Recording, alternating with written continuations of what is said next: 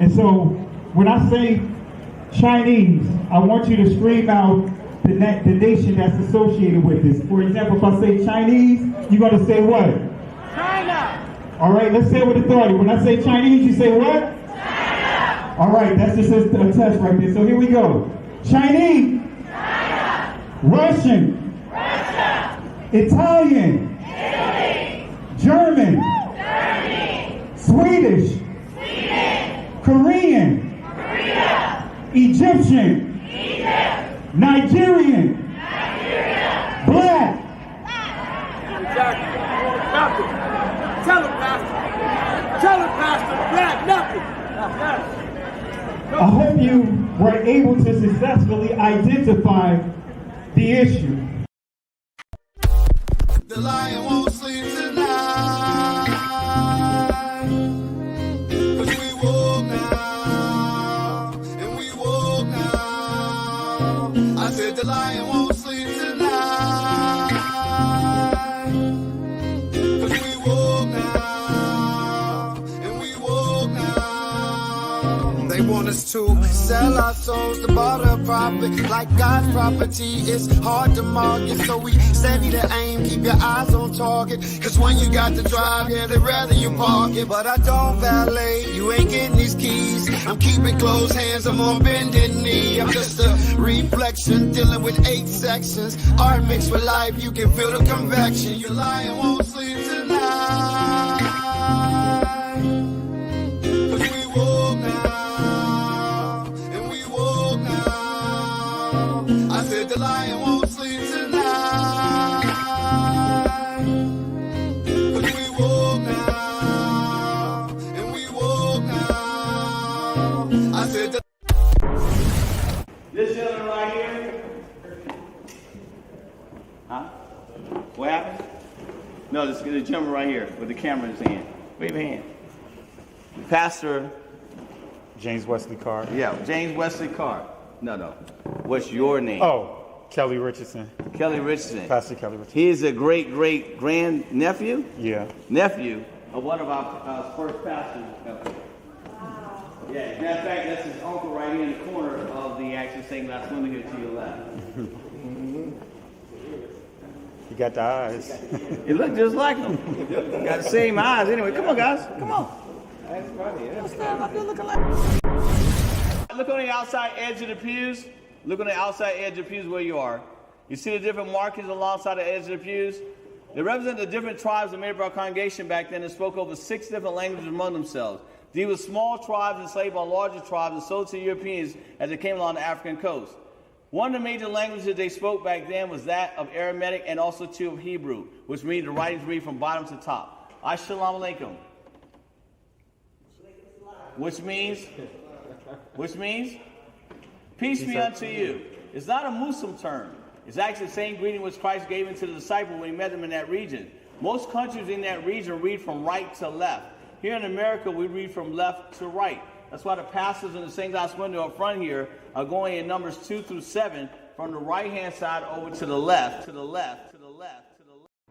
This is First African Baptist Church, the oldest black church in North America. The building, built by slaves. The gentleman that laid the first brick laid the last. The balcony hold pews that actually were built by slaves. They have the oldest information in this building. That information is written in cursive Hebrew writing. I'm so glad you're here because you can bring great clarity. Can you tell us a little bit about the Sephardic Jews and how they were scattered because they went west? I sure can. Because the reason why I want to is because a lot of them, and a lot of people don't know this, are in the Caribbean. They are. In the islands. And you're one of them. I know that. I'm one of them. I know that. Because, you know, a lot of folk don't know that those roots are there. One of the first batches of slaves that came to Jamaica, they were the Sephardic Jews. It's documented. And they're all over the Caribbean, South America, Central America, and even the South Central United States. Wow. And DNA testing is a factor in all this now.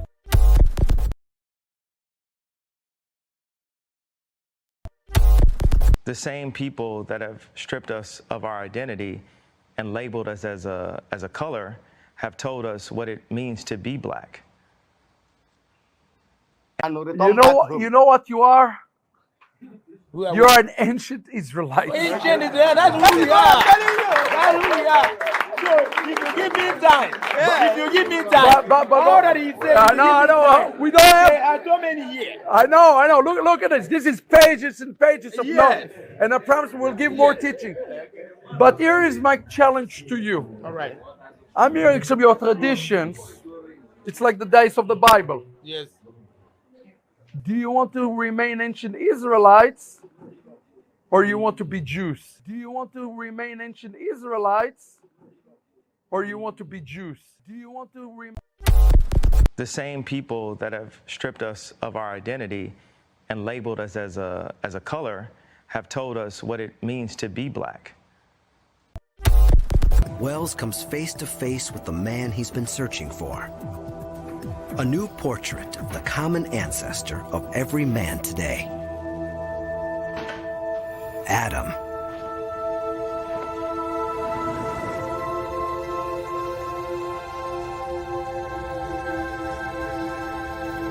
Without the skull, we can't know for sure what Adam looked like.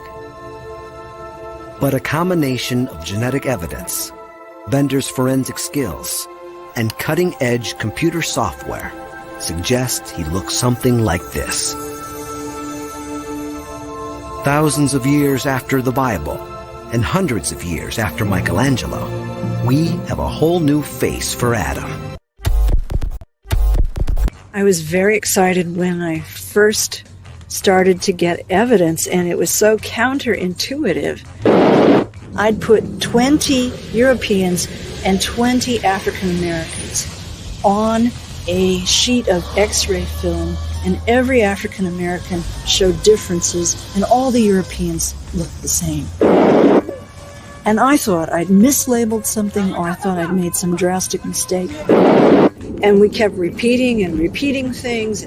As we got more samples from different areas, I realized that it was a difference in the pattern, and that this whole new type of evidence based on mitochondria was going to change the way we thought about modern humans.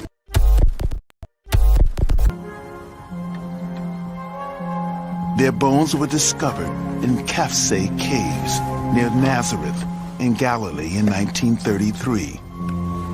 13 fragile skeletons, one a woman, a tiny baby at her feet.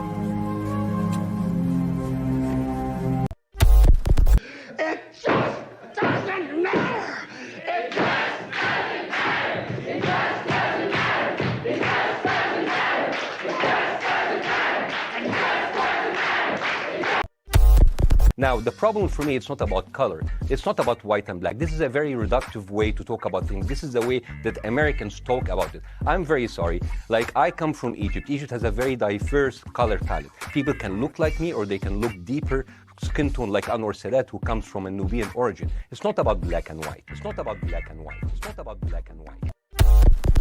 It just doesn't matter. It just doesn't matter. It just doesn't matter. It just doesn't matter. It just doesn't matter. It just doesn't matter. At the end, it doesn't matter the color of your skin. Shemai was Egyptian. At the end, it doesn't matter the color of your skin. Shemai was Egyptian. At the end, it doesn't matter the color of your skin.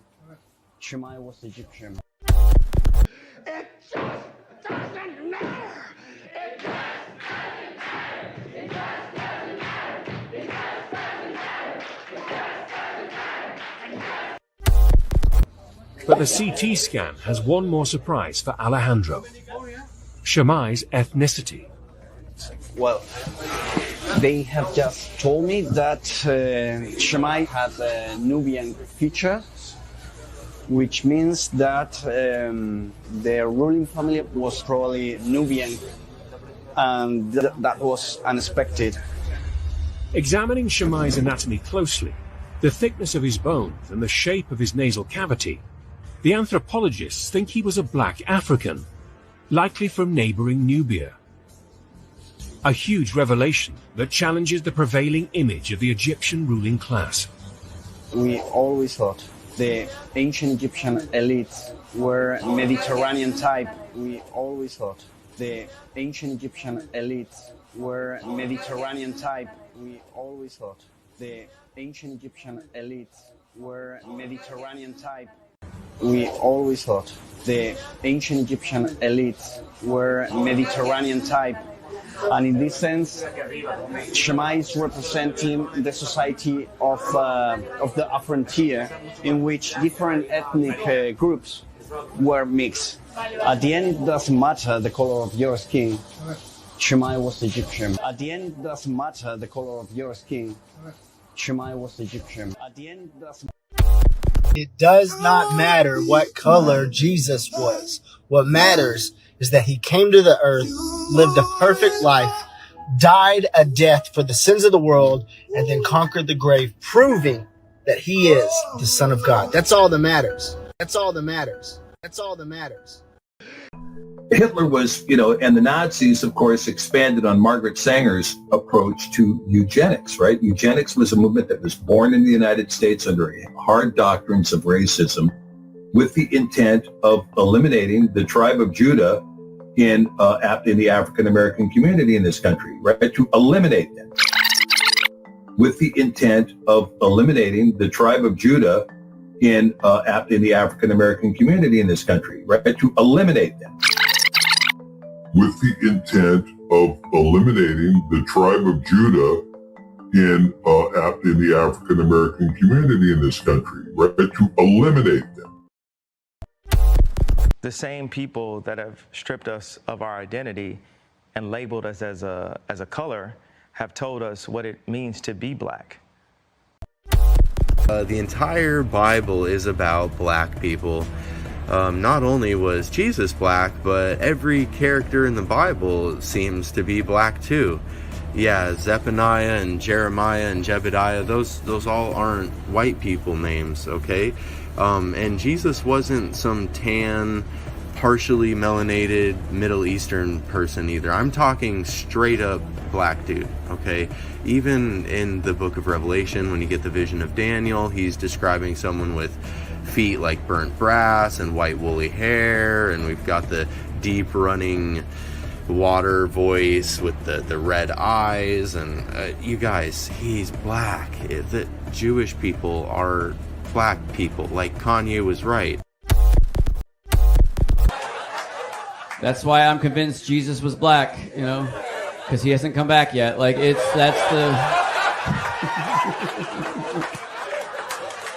He said, I will be back at an hour that you least expected. That is the blackest thing I've ever heard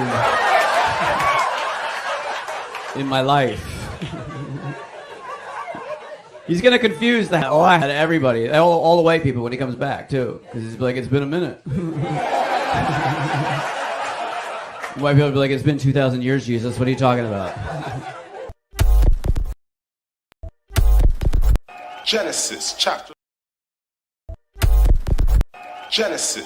11, verse 10 explains the genealogy of Shem. Genesis chapter 11, verse 10 explains the genealogy of Shem. Shem was a black man in Africa. If you repeat this fact, they can't laugh at you. If you repeat this fact, they can't laugh at you. If you repeat this fact, they can't laugh at you. I want to say peace and blessings to everyone. Hope all is well with you guys. I know that this is an unscheduled live. Normally I try to schedule my lives well in advance. That way you guys get to catch it on the initial run. I know some of you guys are going to catch it on the playback, but I just wanted to do a live tonight. And the title of this lesson is Negro Who Can Write Hebrew. And we're really going to build on that. We are really going to build on that. But before we get into it, I want to give a shout out to Dante Forston. I want to show you this, guys. History. Let me see here. Israelite History, Claims, and Culture, first edition. I want to encourage you guys. Let's invest and support our brothers and sisters that are putting in the work to release material like this. And I want to say this. This is a great book. I thoroughly studied our history. come across so many different resources, spend hours and hours and hours, late nights researching. I mean, classes, you name it, just to get the information so that way I could properly teach it, to our assembly and to all others outside of our assembly. So this book right here, he did a great job at consolidating a lot of the information that many of us have discovered and have taught and still teaching. And why is this a great book? Is because it's pretty much like a Hebrew Israelite apologetic book for you guys that really don't have the time to research. You don't have to really reinvent the wheel because a lot of the work has been done for you. Pick up this book, and I encourage Dante not to drop the price. And the reason why I say that, family, is, we have to start, stop limiting the works from within our community with the dollar sign, right? We don't have a problem with spending hundreds and hundreds and hundreds of dollars in school for the books that we had to pay for. I have sources that I paid, $500 to $700 per book, especially some of the Jewish sources that I've shared, showing how they view our people, view Adam. So I want to say this, family, let's support our brothers and sisters. They should not have to make their books devalue the hard work and time that they put inside. I mean, material like this. And this is a great book, especially for many of you guys that may be babes coming into this truth. He does a great job at laying out sources and also some talking points that can help you if you are an evangelist or you're just trying to formulate words and discuss, to have a discussion with family members, friends, you name it. But this, I encourage you guys, include this inside your repertoire, and again, don't allow the price to discourage you. Like I said, I know he already dropped the price of the book, but I don't want him to drop it anymore. He should not have to, nor should any of our other brothers and sisters should have to drop the prices of their book, just to, appease those that don't want to invest. If you are a minister, guess what? In our assembly, I make it clear the ministers have to, have to invest in this, your like they would say in, in the secular world, your craft. You have to invest in it. And I got books that cost far more than that book. So let's not put pressure on our brothers and sisters that are putting in this work to have to devalue their hard-earned, sweat, tears, their work that they put together. So again, it is a great book, well laid out. I mean, very well laid out, from, again, images or illustrations all the way to the sources, giving you clarity on pieces of history that many of you guys may not be familiar with or have trouble with really connecting the dots. And he gives a layout. He gives a layout of historical context, prophecy, you name it. It's really a very good book. And I'm not just saying this because of being cool with Dante or anything like that. I'm stating this because it is a good work. So again, let's support our brother with the excellent work that he has invested, far as his time and effort to bring forth a product like this. All right, so let's go ahead and get into it. We got a lot to cover tonight, family, and I encourage you guys to share the video. If you haven't by now, hit the like button, subscribe to the channel. We have a lot to cover. Negro who can write Hebrew. Let me say that again. The Hebrew or the Negro who can write Hebrew. Let me do one more thing here before we get started. Let me do one more thing. Let me drop the Cash App link inside the chat for any one of you guys that may want to contribute to the work of what we're doing here. Let me see. I may not be able to drop it because I don't have my phone with me. All right. Well, I won't be able to do it tonight. But matter of fact, I'll just drop it in the chat. This way I can't pin it. because I'm not logged in and I don't have my phone in front of me. So for those that would like to contribute to the work, here's the Cash App information. All right, let's see. I'm just typing it up right now.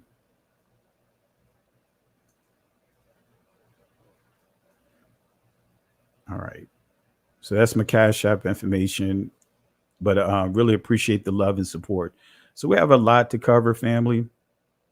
Let's get into it. Let me go ahead and stretch this screen out for you. And also want to give shout outs to Sister Ashanda. Had the pleasure of meeting with her today. She blessed us today at our service. Her and her family, her husband, brother Aaron, really appreciate those guys for the love and support, and really enjoyed hanging out with those guys. So shout outs to brother Aaron and his wife, Sister Ashanda. Really appreciate it. All right. Really appreciate you guys. All right. Yeah, I'm not able to pin it because I can't log into the channel. I don't have my cell phone with me. I think I left it upstairs somewhere. All right. So if you can, moderators, and I'm not sure what level of permissions, if they allow you to do it, then pin it. If not, I'm going to have to just wait or just periodically paste it inside the chat for those that would like to send a Cash App. But anyway, let's get into this lesson. And the purpose of this lesson is to kind of go over some history here, lay out some history of information that many of you guys are not have not been privy to. And those that have been privy to some of this information, give you the full understanding of this information that I'm about to share with you tonight. And I got a couple of surprises going to share with you as well. So this lesson, again, Negro who can write Hebrew. And I'm going to lay it out, and I just make notes, and you can use this as a source to further articulate who we are to your loved ones. But let's get into it. I want you guys to understand that there is an ongoing attempt to destroy and rewrite the history of the Negro that dates back to the ancient times. What I mean by that is to erase our history, rewrite our history. Man, we got proof that this goes back to ancient times. As I shared sources from Josephus about the Greeks, you know, he wrote about the Greeks hijacking other people's cultures and placing their name over it as if they are the originators of that. But we have some biblical accounts of that with the scriptures showing how even our own brothers and sisters try to erase Yah's word and wanted to rewrite history. So again, there is an ongoing attempt to destroy and rewrite the history of the Negro that dates back to the ancient times. Let's go to Jeremiah chapter 36. This is proof of this. Jeremiah 36, starting at verse 20. It reads, "And they went into the king, into the court, but they laid up the roll in the chamber of Elishama, the scribe, and told all the words in the ears of the king." Peep this out, family. Verse 21. "So the king sent Jehudi to fetch the roll, and he took it out of Elishama, the scribe's chamber, and Jehudi read it in the ears of the king, and in the ears of of all the princes which stood besides the king." So let's skip over to Jeremiah 36, verse 23. Let's see how the king responded. "And it came to pass that when Jehudi had read 3 or 4 leaves, he cut it with the penknife and cast it into the fire that was on the hearth until all the roll was consumed in the fire that was on the earth." Right? And the Hebrew word for roll is magalah, or maglah, however you want to pronounce it. But in ancient Hebrew, it would be magalah.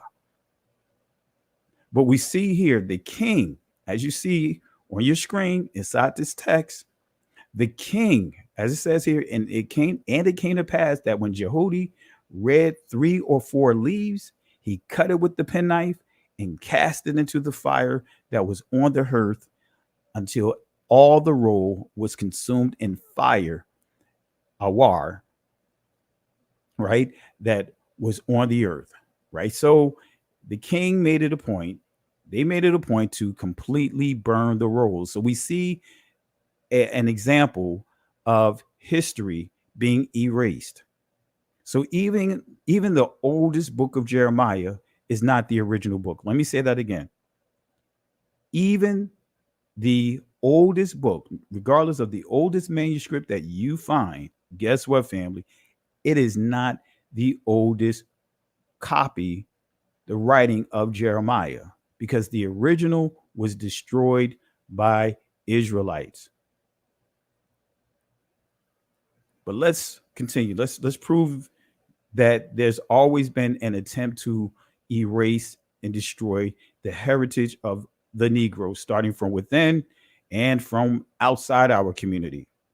And I want to make this clear. All 3 of these so-called Abrahamic religions made every attempt to destroy the heritage of the Negro, destroy our heritage and hijack it. All 3. Now, none of these religions were created by Abraham. Abraham did not create Judaism. Abraham did not create Catholicism, Christianity. He did not create Islam.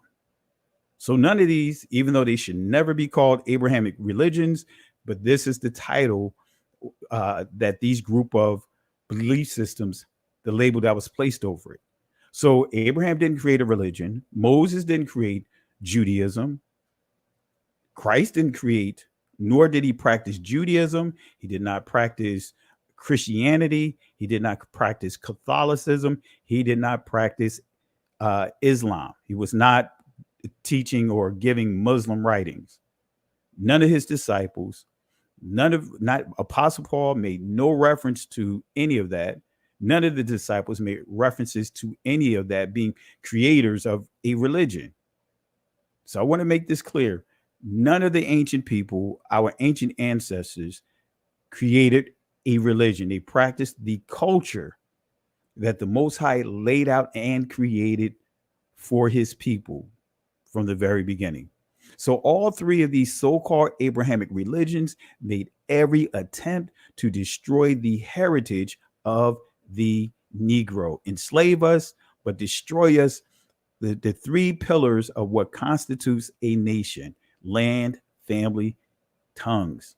So all these, all 3 of these so-called Abrahamic religions declared war on the Negro. The Roman Catholic Christian Church, guess what? Declared war on the Negro. Let's start with them. You guys already know this, but I want you to I want to show you guys Aristotle's influence on the Catholic Church in their approach to slavery. And then I want to also show you another portion of this source here that you guys are already familiar with, as far as the role of the Roman Catholic Church when it comes to slaving, or should I say, declaring war on our people. So here we go. Aristotle's influence on the Catholic Church. Peep this out. The influence of Aristotle and Roman civil law on theologians from the 12th through the 13th century. And this is coming from page 44 of Slavery and the Catholic Church. Slavery and the Catholic Church. So, family, we see the influence of the ancient historian Aristotle and Roman civil law on theologians. So we could call these so-called theologians, as the church will refer to many of these guys, as the early church fathers. So we'll see Aristotle's influence on them. Now, peep this out. Aristotle's philosophy, translated from Arabic sources in Spain, was introduced into the universities of Western Europe at the beginning of this period. His views on slavery continued to influence theologians until the 16th century, so they deserve quotation. It is clearly natural and beneficial to the body that it should be ruled by the soul. Tame animals have have a better nature than wild, and it is better for all such animals that they should be ruled by man, because they then get the benefit of preservation. We may thus conclude that all men who differ from others as much as the body differs from the soul, or an animal from a man, all such are by nature slaves, and it is better for them to be ruled by a master. A man is thus by nature a slave if he is capable of becoming the property of another, and if he participates in reason to the extent of apprehending it in another, though destitute of it himself. It is thus by nature a slave if he is capable of becoming the property of another, and if he participates in reason to the extent of apprehending it in another, though destitute of it himself. But the use which is made of the slaves diverges but little from the use made of tame animals. Both he and they supply their owner with bodily help in meeting his daily requirements. It is thus clear that just as some are by nature free, so others are by nature slaves. And for these latter, the conclusion of slavery is both beneficial and just. And when you see the word just, just keep in mind, use the word law or lawful synonymously with that. Let me say that again. When you see the word just, righteous, lawful. All right. So moderators, I can't really pay attention to the chat. So just make sure the chat does not get out of hand. All right. Because sometimes it could get out of hand. Okay. So let's go ahead and continue here. So let's go back to the source, slavery in the Catholic Church. I want to show you how the Catholic Church declared war. The Catholic Christian Church declared war on our ancestors. We are sons and daughters of prisoners of war. So slavery in the Catholic Church, again, we're going to skip over to page 52. And you guys already know this. I cover this regularly, but I want to reiterate this point so that way you guys can see words have meaning. Papal grants to the King of Portugal, giving authority to enslave the Saracens and other non-Christians of West Africa with whom Christendom is at war. 1452 through 1514. In 1442, a Portuguese captain brought to the Gold Coast some Moorish prisoners of war, exchanged them for 10 Negro slaves. And when we see here Portuguese, when it says Moorish prisoners of war, we're dealing with Muslims. We're dealing with the Islamic belief here. Just want to be clear with that. Exchanged them for 10 Negro slaves and brought these back to Lisbon. A trading settlement was established at Lagos by 1444. It would appear that by 1452, the Portuguese were anxious to establish their property rights over their newly discovered West African territories. And so Pope Nicholas V, Santa Claus, St. Nicholas, Pope Nicholas V was approached and was apparently led to believe that these territories of the Guinea coast were inhabited by Saracens and other enemies of Christendom. There is no other explanation of a series of papal documents which applied the well-known contemporary rules of war. That's key, family, the well-known contemporary rules of war to the situation in West Africa. Whereas the Portuguese were well aware the local Negro inhabitants were not Saracens, were not Muslims, and were not enemies of Christendom. So this proves that our ancestors early on, they were not practicing the Islamic beliefs. It was through slavery. It was forced on our ancestors. But we see here again, let's rewind it a little bit. I want to go to here. It says, which applied the well-known contemporary rules of war. So that tells us it should have never been classified as a transatlantic world war. Slave trade. It should be classified as a transatlantic world war. It meets every definition or the definitions that's laid out of what constitutes a world war. The transatlantic slave trade was really a world war. When you see that term slave trade added, it literally reduces or dumb us down on what actually took place. Our ancestors were hijacked. They were raptured, kidnapped, and became prisoners of war. And we are sons and daughters of prisoners of war. Just that alone, we should receive reparations. That's a whole nother discussion, compensation for that.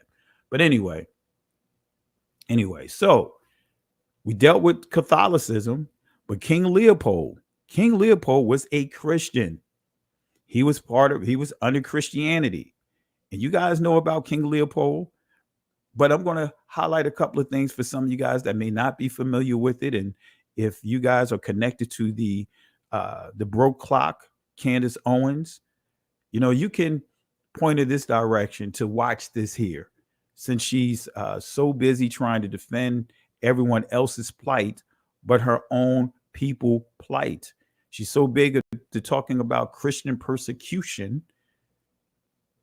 But let's talk about what the Christians did, as we just laid out thus far, the Catholics and the Christians, what they did to our people.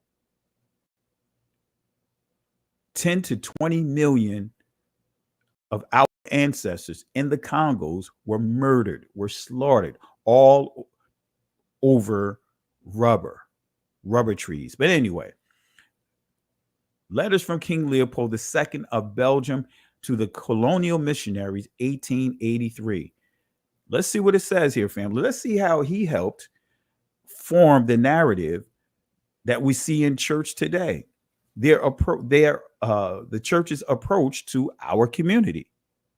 Your knowledge of the gospel will allow you to find text ordering and encouraging your followers to love poverty. See, King Leopold sent out missionaries, agents, and this is their assignment. Your knowledge of the gospel will allow you to find texts ordering and encouraging your followers to love poverty. Like happier are the poor because they will inherit the kingdom.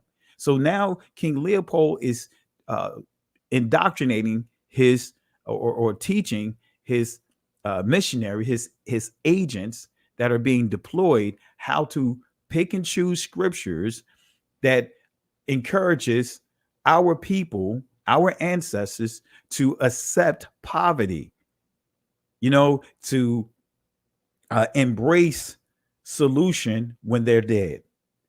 How many guys heard this before? Oh, it'll get better once by and by. In other words, when we're resurrected, when we die and we lose this body, it'll get better. Family, that is what they have strategically used to program our people to become passive and docile and allowing them to do whatever they want to our community.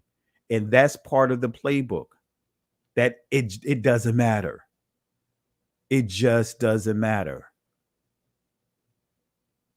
So let's continue here. Your knowledge of the gospel will allow you to find text ordering and encouraging your followers to love poverty, like happy are the poor because they will inherit the heaven. And it's very difficult for the rich to enter the kingdom of God. You will have to detach from them and make them disrespect everything which gives courage to affront us. I make reference to their mystic system and their war fetish, war protections, which they pretend not to want to abandon. You must do everything in your power to make it disappear.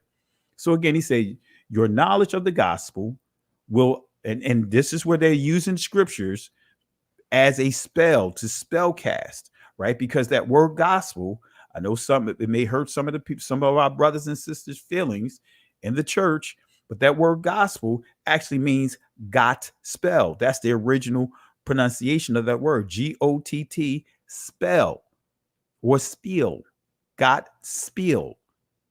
It was an error to interpret that as God spell, got spell, or good spell.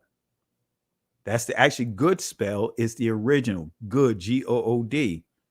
It's the original pronunciation, and it was incorrectly transliterated over to God spell or gospel. So they're using the good news as a form of witchcraft to pick and choose what passages they want to use to encourage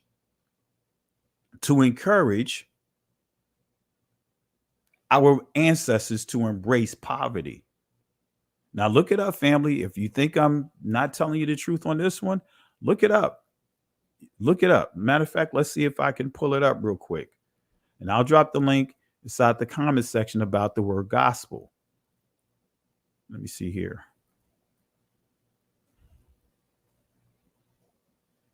That's why I refer to it as the good news. And I know many of our brothers and sisters will say, hey, they'll try to rectify this by saying, hey, well, this is the evolution of languages. Words can change their meanings. That's we know that words can be manipulated over time, but that's why it's important to understand the true meaning behind these words, because words have meaning. And I'm going to drop the link here. I'm just going to read it real quick. It says here, Old English Godspell, glad tidings announced by Jesus on one of the four gospels, literally good spell, from God, good, see good, spell plus story. So good plus spell, right? So it goes on to say here, let's see here. All right.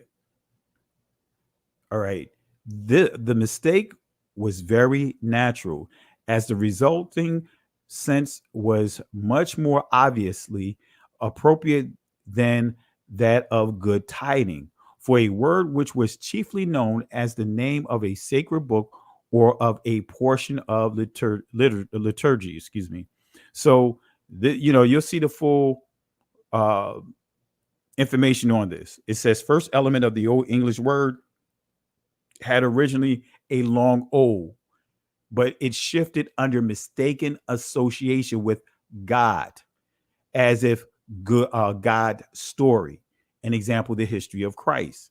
So that word God spell, actually the real pronunciation of that, the true pronunciation of that is good spell. All right. So let me drop this inside the comment section here. And I encourage you guys to read over this for yourself. Vet the information. All right. This is why you hear me say good news, because that's the proper transliteration. Bashar means good news. So good news. Some would say Basora, that's getting into the Israeli pronunciation, but it's Bashar, which means good news, glad tidings. So I dropped the link so you guys can vet the information. So nevertheless, again, King Leopold, your knowledge of the gospel will allow you to find text ordering and encouraging your followers to love poverty. That's spell casting. Matthew chapter 19:23. This is what he's telling them to use. And then Yahweh Shai, in other words, Jesus the Christ, then said Yahweh Shai, Jesus the Christ, unto his disciples, verily I say unto you that a rich man shall hardly enter into the kingdom of heaven. And then when we go to Deuteronomy chapter 28, starting at verse 43, this is confirming, right? This is confirming the curses, or should I say the consequences, because really these are the consequences. The curses are listed in Deuteronomy 27, but this is the consequences of breaking those curses, the laws of the curses. The stranger that is within thee shall get up above thee very high, and thou shalt come down very low. He shall lend to thee, and thou shalt not lend to him. He shall be the head, and thou shalt be the tail. So another thing that King Leopold said, you have to detach from them and make them disrespect everything which gives courage, right? That's what he said. That I didn't put the quote, the actual full paragraph here, but you could get it from his letter. So you have to detach from them the disrespect, to make them disrespect everything which gives encourage. And this is dealing with the younger generation, to make the younger generation purposely disrespect the older generation. Let me see if I can pull it up real quick. Man, I thought I had it in here. Let's see here. I thought I had it in here. My apologies. He came up with a game plan, and they executed this game plan. Now, let me see if I can bring it up here. All right. If not, we'll just continue from here. Let's see here.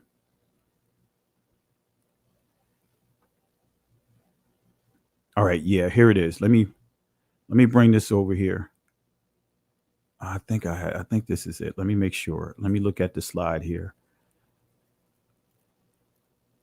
Let me look at the slide. Bear with me 1 second, family. I want to make sure I have this in sync. All right.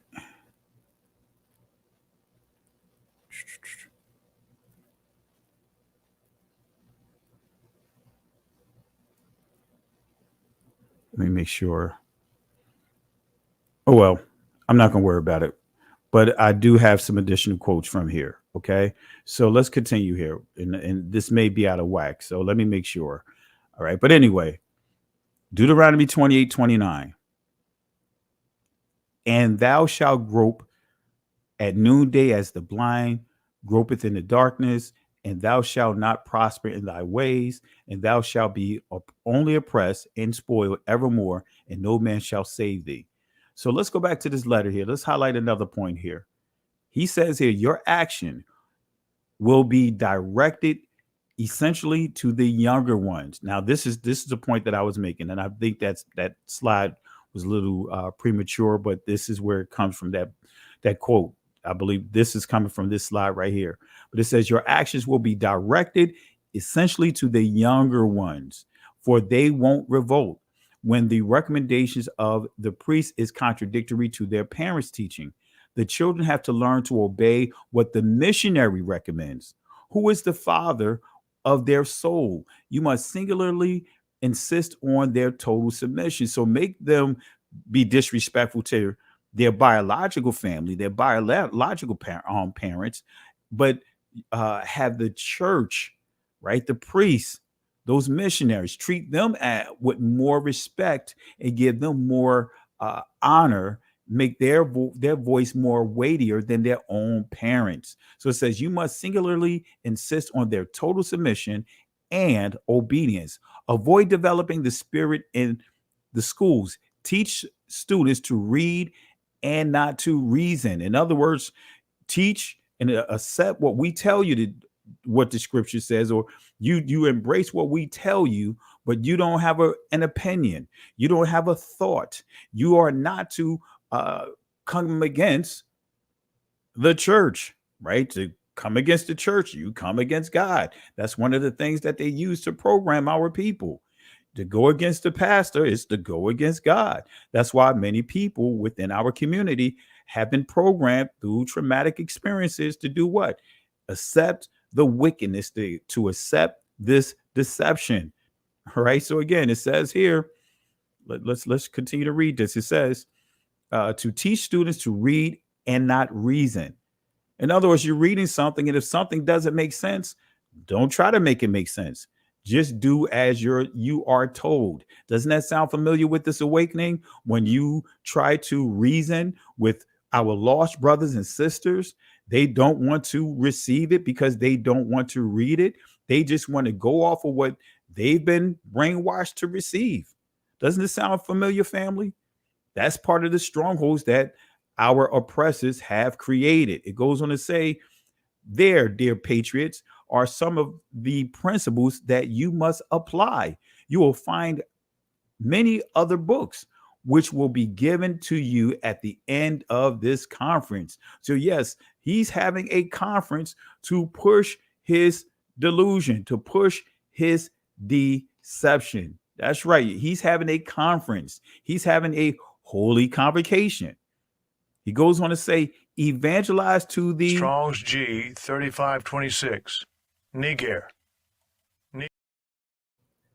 So that they stay forever in submission to the white colonialists. So they never revolt against the restraints they are undergoing. Recite every day, happy are those who are weeping because the kingdom of God is for them.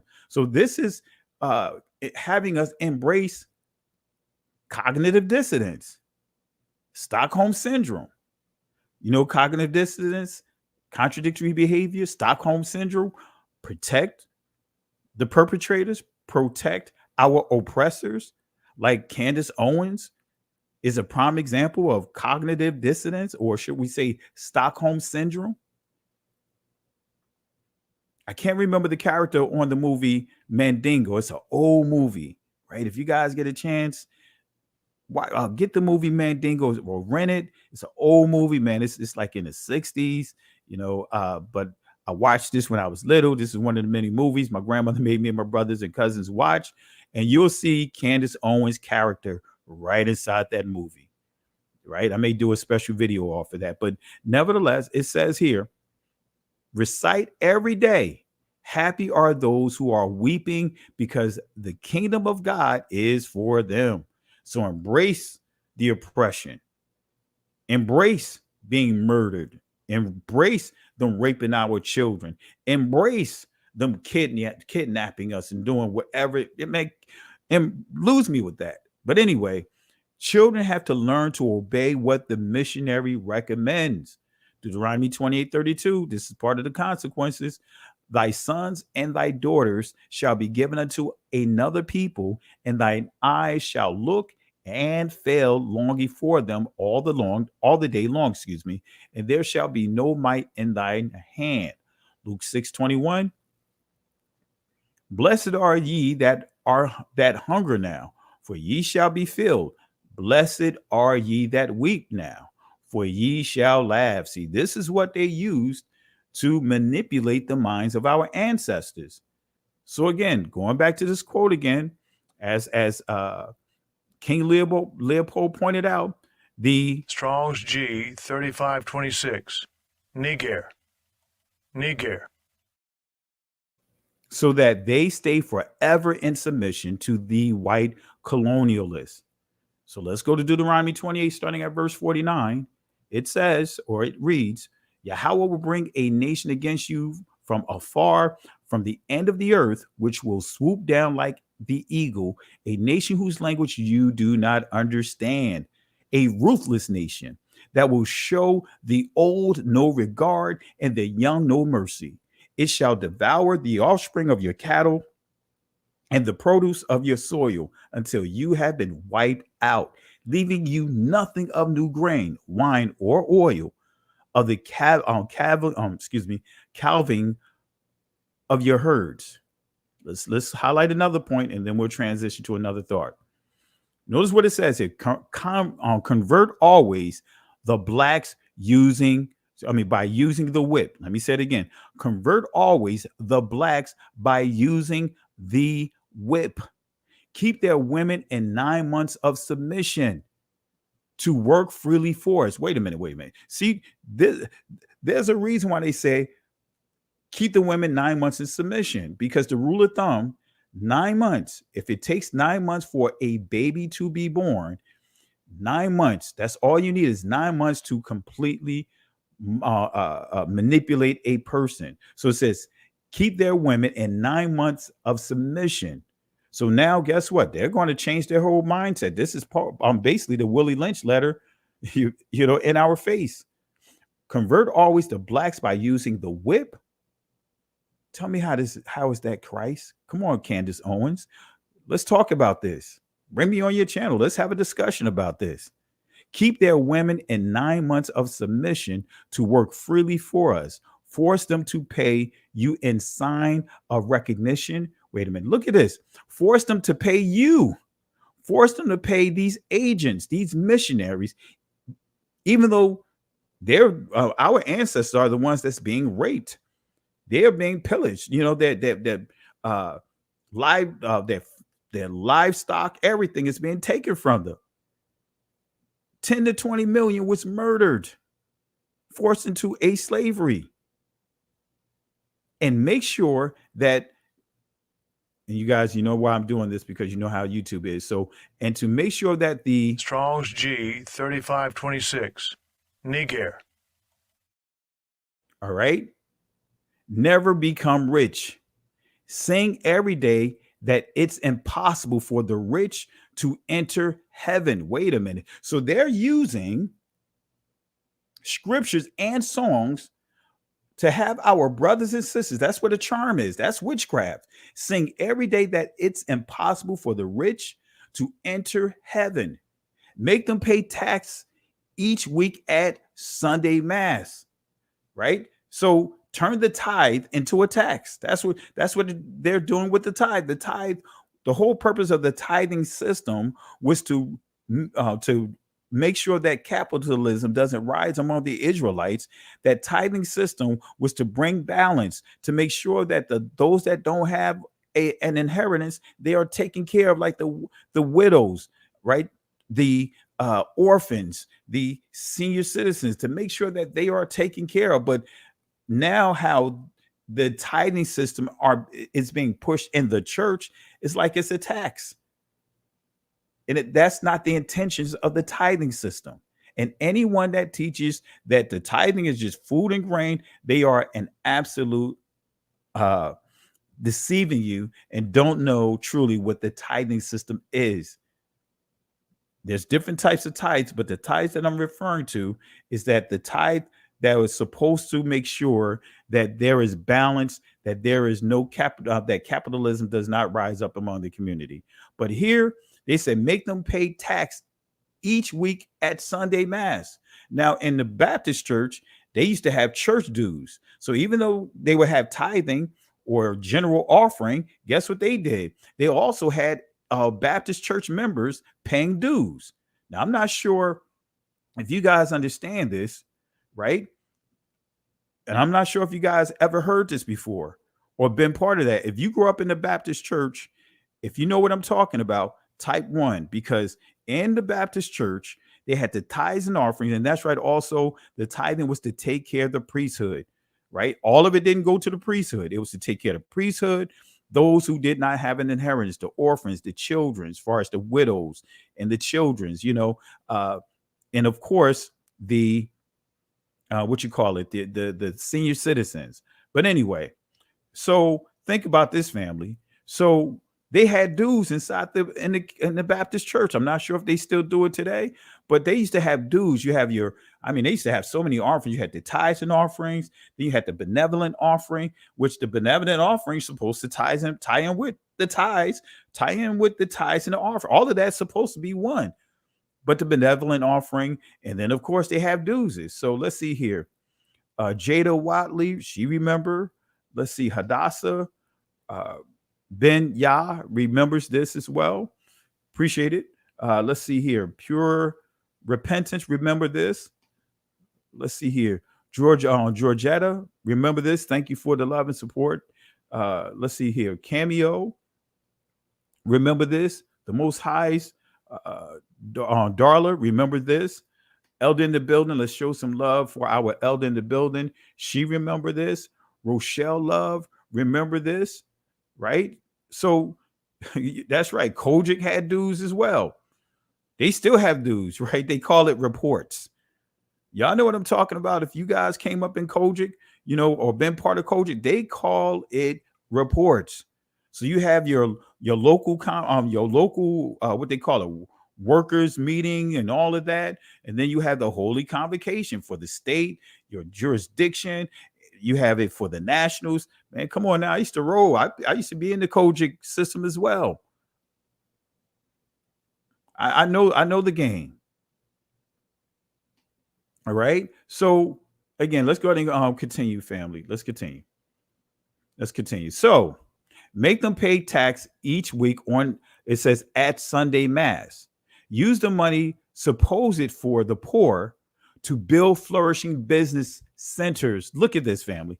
They telling these missionaries, right, to purposely trick the people, take the money that they're having to pay taxes in the church, these dues, use the money supposed for the poor. So give them the impression that this is going to be for the poor. This is going to help balance out the communities. We're going to set up soup shops. We're going to set up these things to take care of the poor. But the actual purpose behind it is to build flourishing business centers. Institute a confessional system which allows you to be good detectives, denouncing any black that has a different consciousness contrary to that of the decision maker. Come on, family. They use that so-called confessions as a way of exposing. Come on, family. This is a very crafty situation, a very crafty agenda here. So this is why we see the problems inside the church. This is why we shifted things at our ministry. When people come up to the altar for prayer, guess what? If they tell me, is I take the mic away so no one can hear. But 9 times out of 10, when they come to the altar, they don't have to tell me what the problem is. We're praying over them, whatever it may be. Why? Because this is part of the problem. The church used people coming up at the altar and use that as an opportunity to gossip about them. Come on, family. I've seen this. I witnessed this inside the church. And look at what this system that King Leopold put together. He says here again, institute a confessional system which allows you to be good detectives. In other words, you can listen to whatever their confessions to be able to sabotage or undermine any type of insurrections. Any kind of insurrections that may be brewing. Use that to make sure that you can stay on top of it and expose it. Institute a confessional system which allows you to be good detectives, denouncing any black that has a different consciousness, contrary to that of the decision maker. Let me pull my thing out here, right? Let's bring this out here. Teach thee. Strong's G 3526. Negro. So teach our ancestors to forget their heroes and to adore only ours. Come on now. Are we not seeing this today? That our brothers and sisters who should be honoring our own heroes, they're using these Christian so-called church fathers as their heroes. They're using these so-called heroes of the Reformation movement as their heroes. Come on, family. That's why you have Calvinism. That's why you have these Lutherans. They purposely have our ancestors, have our people not promote the heroes from within, only adore their heroes. Have you ever noticed that some of the pre-programming remember when we were kids? I know they don't do it now. Things have changed. But remember when we were kids, I remember we used to have the game called Cowboys and Indians. And for the most part, everyone wanted to be the cowboy, not realizing that those Indians are our ancestors, some of our ancestors. For my family, guess what? Those Black Seminoles, that was part of my family. But have us brainwashed to embrace images of them, their heroes. Got us celebrating St. Patrick's Day? How does that what does that have to do with us? Valentine's Day, what does that have to do with us? Christmas in terms of Santa Claus, what does that have to do with us?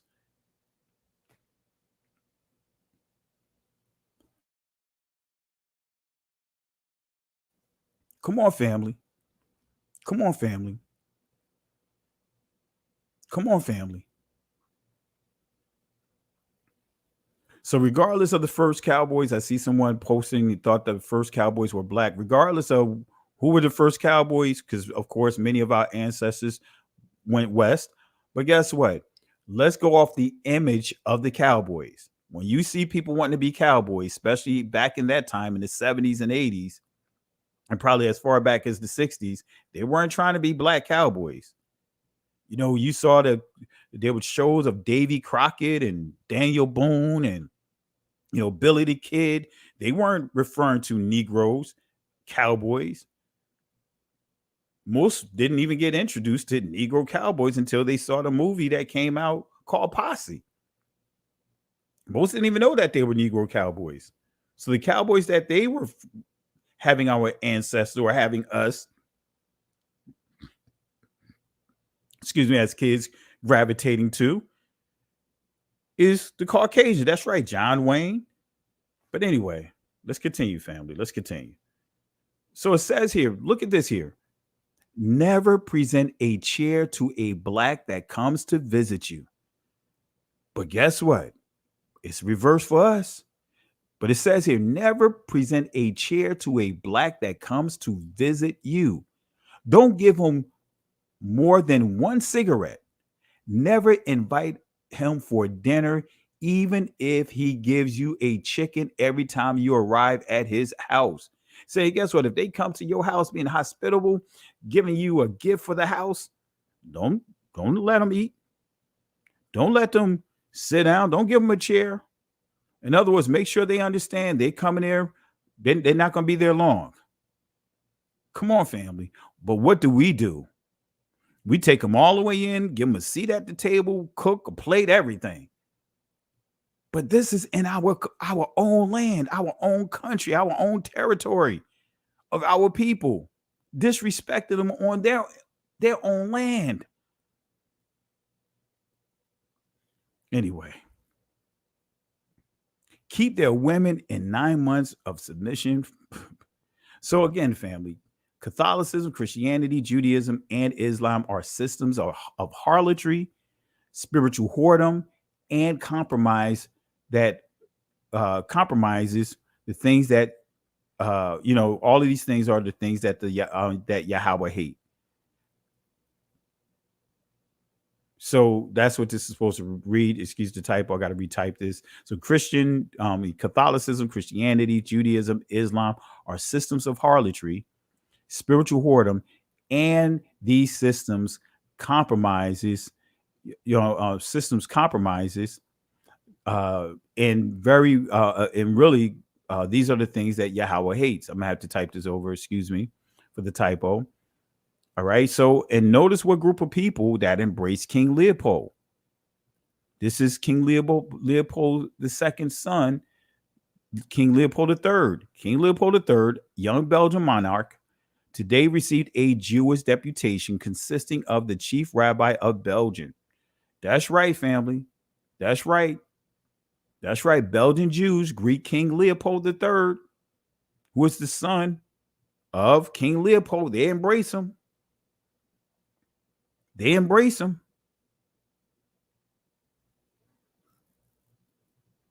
All right. The king thanked the delegation of the Jews of Belgium for their loyalty to him. All right. So we proved that the Catholic Church, right, declared war on our ancestors. This is supposed to be Judaism right here. I got to correct this slide. Judaism declared war on our ancestors. I'm not going to read all of this, family. You guys already know what this is all about. This is the Jews playing a major role in the transatlantic world war. They owned the slave ships. They owned the slave ports. They had what is called, as you see here, Jewish tax, right? Included a imposta Jewish tax of 5 sodos for each Negro slave a Brazilian Jew purchased. As you see here, it says Jewish merchants frequently dominated, as well as in the British colonies of Barbados and Jamaica in the 18th century. Jewish merchants played a major role in the slave trade. All right. 18th century, Jews participated in the triangle trade that brought slaves from Africa to West Indies. All right. As we see here, these are some of the Jewish slave owners who dominated where they were, their location. Isaac da Costa, David Franks, Aaron Lopez dominated Jewish slave trading on the American continent. So we still see the theme here. They dominated. All right. So let's fast forward. I'm not going to go into all of this.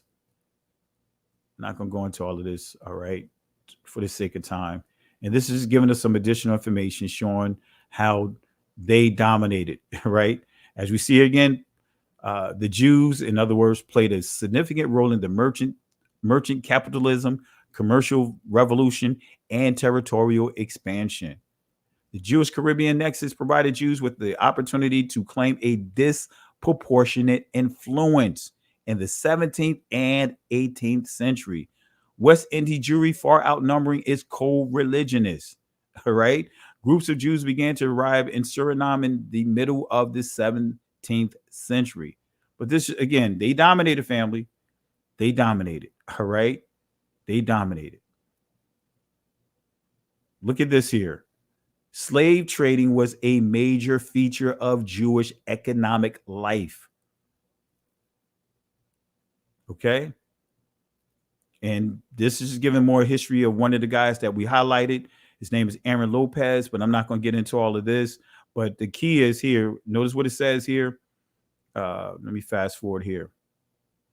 Actually, born 1773 to Portuguese converso Jews, Lopez practiced Catholicism openly and Judaism behind closed doors. And I want to make it clear, just because you see that he is supposed to be a Sephardic Jew, I want to make it clear you have Ashkenazis that were Sephardic Jews. That is a fact, because many start looking at it like, wait a minute, was he a Negro? No, he was not a Negro. This guy was not a Negro. But anyway, let's fast forward, family. But this is a key that they say here. Lopez was said to have at least partially owned over 30 transoceanic ships and more than 100 coastal vessels. Okay. So he dominated. But this is just some of the articles on how he dominated. That's the image of him right there. But these are some of the proof that he dominated his area. I'm not going to read all of this. I'm just going to fast forward because I just don't want to waste a lot of time reading all of this. All right. And I could drop the source inside the chat for you guys. All right. So this is just pointing out the different vessels that he owned. Okay. A vessel called Ship Cleopatra. Okay. But let's fast forward. Let's fast forward here. I'm just trying to bypass some of this. There was a very high mortality rate on Aaron Lopez slave ships, on all the slave ships, but on Aaron Lopez slave ship, it is documented the high mortality rate on his slave ship, as you see right here, specifically the Cleopatra, quite unexpectedly so early arrived at Barbados on January 11, 1771 with a cargo of 96 slaves. And Mary came in about the same time. But the key here, that slave ship was supposed to have more. It says, nevertheless, something went sour. Haley and Hopkins, Lopez chief London correspondence, in a letter of June 8th, 1777, to Lopez acknowledged with concern the disappointment you have experienced in the remittance intended us from Cleopatra's voyage. But here's the kicker. It says here, Cleopatra had experienced a very heavy mortality, for she brought the much higher number of 236 blacks to Barbados on her next voyage. So in the end, it was 230, right? That was supposed to be make it there, but it was what ended up arriving was 96. So 96 out of the 230, so less than half. Yeah, I know some of the brutalities that was taking place on those slave ships, from tossing our ancestors over the board, even cannibalism. That's right, cannibalism. Why was the mortality rate very high on these ships? White cannibalism, right? White cannibalism in the slave trade. The curious case of Schooner Arrogante. And this is just an article showing that about witnessing eyewitnesses from our ancestors being on these ships, witnessing cannibalism. It says here more than 330 Africans on board who had all been embarked in gallinas.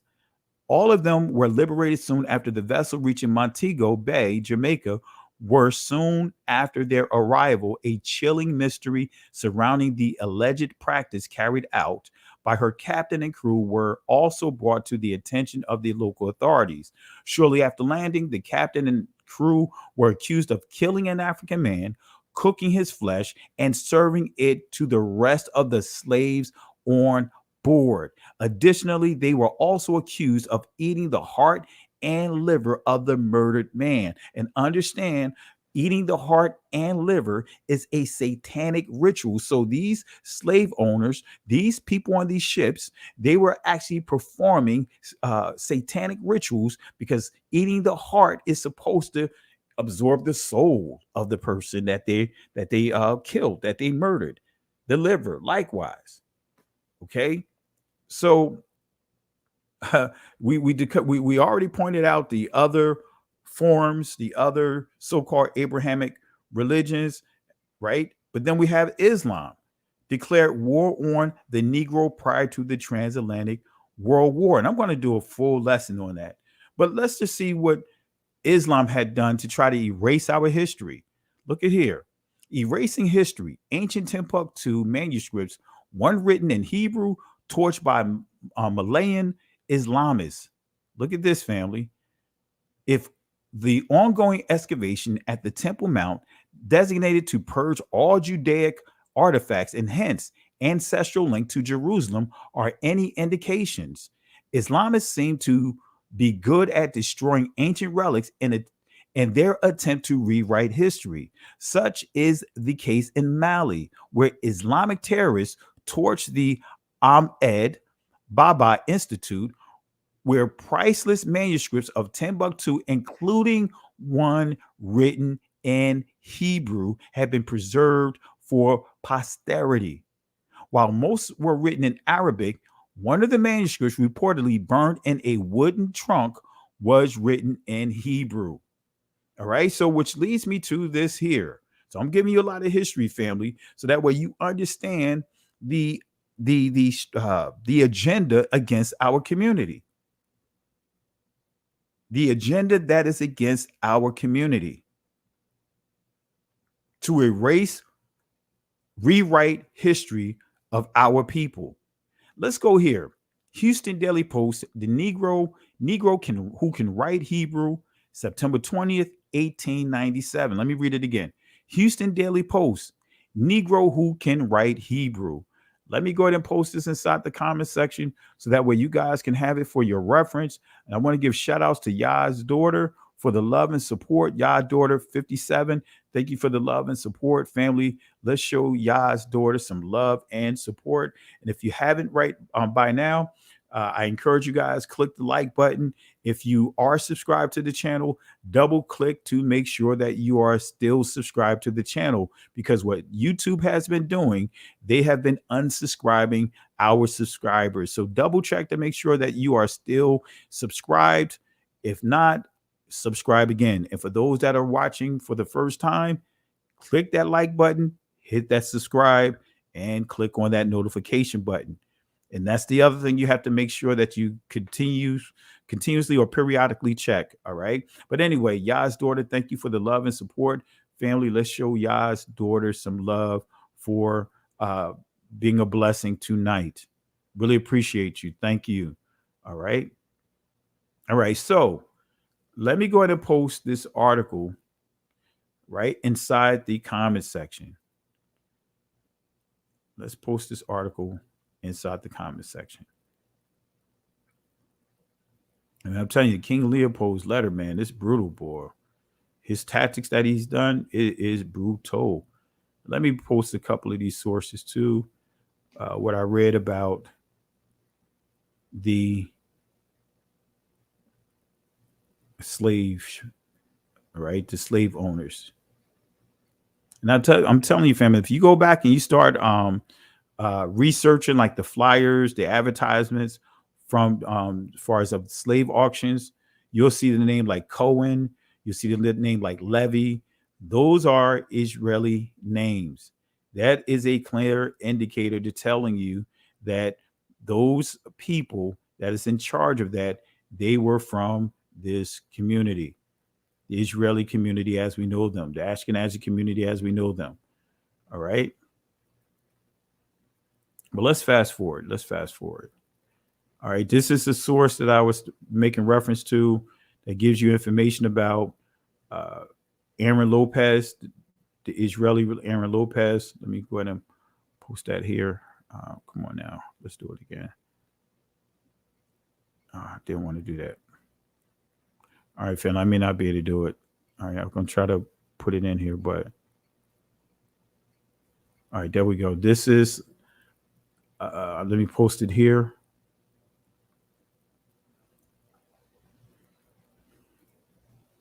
Okay, that's the one about the Aaron Lopez slave ships, that he owned. Is and one of the things that I highlighted, one of the issues on there on that slave ship. Let me see here. Let me see if I could put this cannibalism one. This would be one that I think I should put in the chat as well. And when I go back over this family and actually, when I actually put the sources inside the description, I'll make sure I add these sources as well. All right, let me put this in here. This is about the cannibalism. All right. Also want to show some love as we're going through this to Mars Green. Thank you for the love and support. And Mars Green posted, let's see here. Thank you for your teaching. Really appreciate the love and support, family. Let's show Mars Green. Let's show our brother some love and support for the contribution tonight. All right. So family, if I don't get all of these links inside the chat, I'll post it inside the description. And again, family, hit the like, subscribe, and share this video to other channels on your social media platforms. This is how we get the word out. This is how we reach other places and other spaces. All right. But let me get down to this here. I'll share this one last source. But again, I'm going to make it a point to put this inside the description box.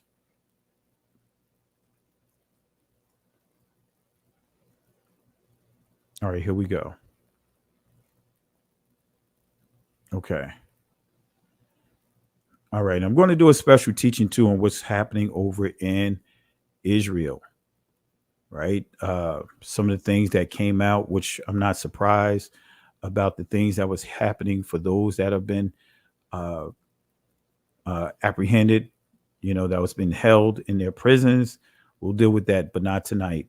Got a special lesson I want to do. So this is the last link that I posted is about the Hebrew article that I'm going to make reference to, the Negro who can write Hebrew. All right. So let's get into it. Houston Daily Post, Negro who can write Hebrew, September 20th, 1897. He is deaf and dumb when it comes from an African town. Let me just show you here. This is what I'm reading in the background. All right. So I just went on and copied all of this into an actual, the page rip that you see, just so that way it'd be easier to read. As you can see, this is kind of blurred out a little, faded. But this is the article that I'm reading. He is deaf and dumb and comes from an African town. Hartford, Connecticut, September 19th. A young African Negro has been in the city for the last few days who claims to be a Hebrew. He is deaf and dumb and as black as the ace of spades.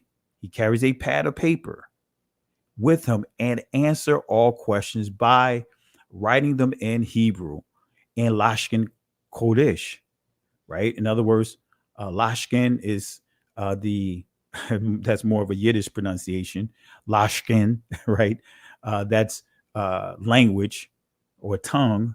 And then we see Khodish is supposed to be Quadash, right? But anyway, that's supposed to be holy.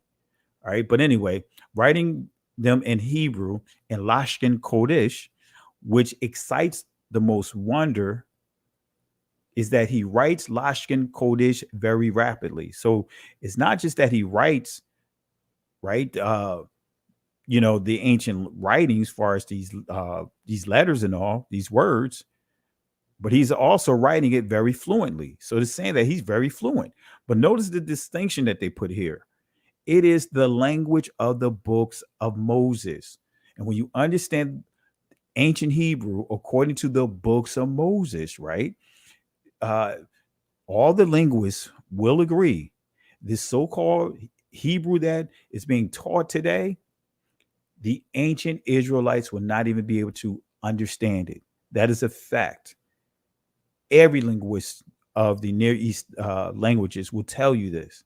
So it goes on to say here, it is the language of the book of Moses and is made a special study of, spoken and writes with ease only by the rabbis and highly educated Hebrews. So it's making it clear that what they are witnessing from this young man in their eyes is miraculous. So I want to make it clear when it says he is deaf and dumb, what that means is he was born deaf. He was born not being able to hear. He was deaf from the time he was born, which means he never formulated a single word. The Negro was sent to one of the rabbis in Hartford, that's Hartford, Connecticut, who is perfectly satisfied that he is a Hebrew. Let me say that again. The Negro who was sent to one of the rabbis in Hartford, who is perfectly satisfied that he is a Hebrew. And here's the kicker. He says that he came from a large town in Africa where there is a tribe of about 20,000 Black Hebrews who speak Loschen Khodish and are quite prosperous. He also says that his father is a rabbi in that town, and that is why his father took the trouble to teach him to write these languages, which needed an extra amount of labor on account of his being deaf. He says his people not only write Loschen Khodish, but it is their speaking language as well. He left home a few years ago and has seen a good deal of the world. In each town, he hunts up the Jewish section, and there they give him clothes, food, and money. What surprises him, he writes, is that no Hebrew, he's referring to us, knows of his countrymen in Africa. In other words, saying in layman's terms, that we're lost. What surprises him, he writes, is that no Hebrew knows of his countrymen in Africa. So I want to share a piece of history, some of you guys are already familiar with, and some of you guys may not be familiar with. But I want to say this, he wasn't the only Negro who understood and wrote history during that time. He wasn't the only Negro, and I'm going to prove that because there is a church, Savannah, Georgia. Right now it's called the First African Baptist Church. They were constituted in 1777, but they were formed in 1771. They were initially called the Ethiopian Church of Christ, I believe. But they've been around since 1771. Why is this important? I'm going to prove to you that this gentleman right here that the article made reference to, guess what, family? He wasn't the only one that was writing Hebrew and spoke Hebrew. But let's prove this. Let's prove this. Let's go to the slave database. We'll see some Hebrew names inside the slave database. Here's one of the names you see here, Bar Banya. That is, Bar can be son, Banya, house, body, Bar Banya. Son, excuse me. This could be body. All right. That's Sa. Sa. This is Yah right here. Bar Ban Yah. And there's several entries here you see showing one of 4. So there's 4 entries inside the slave database with Bar Banya, and you see each one is a man. Ship named Espanola.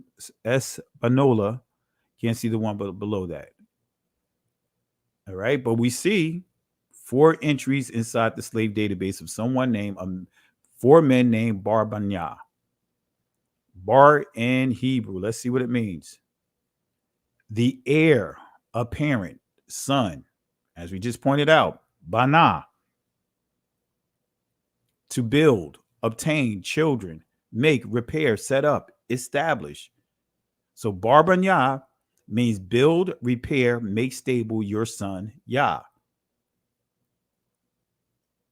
Kumbaya. Anyway, Bar Banya means build, repair, make stable your son, Yah.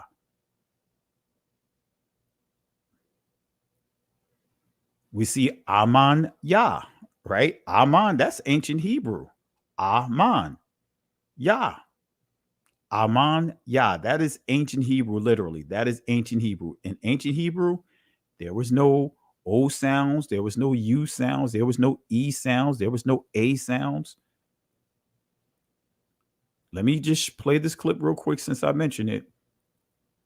Let me play this clip real quick since I mentioned it. You know, because I always tend to have a few trolls that want to post. So let me put this. I like to give this source. This is a professor teaching Hebrew. Here's a chart that summarizes vowel class and length. And you can see across the top the 3 classes, A, E, and U. And then down the side, the 4 lengths, long, medium, short, and very short. So let's just go over this chart. We'll start with the A class vowels. The long vowel is cholam vav, and you'll recall that this says O as in snow. Now you might wonder why an O vowel is in the A class, and this is because of historical considerations. Originally, there was no O sound in Hebrew. Every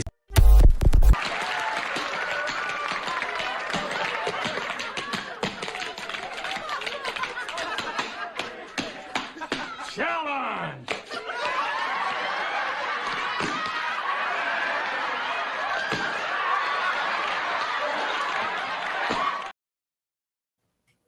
All right, so I wanted to show that little clip.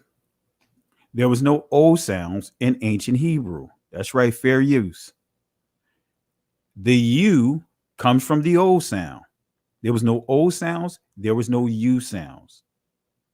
Let me say that again. There was no O sounds and there was no U sounds.